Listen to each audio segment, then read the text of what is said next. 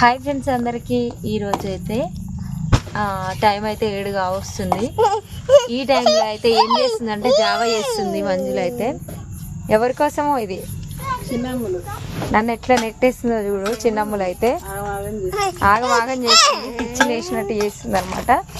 అయితే ఇది ఏంటిది మంజుల జావా లెక్కనే కనిపిస్తుంది నాకు. పాలు చక్కెర అంతేనా?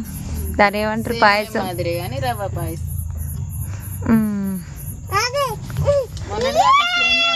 మా చిన్నమ్మలు ఈగను కూడా ఆలనిస్తలేదు అనమాట.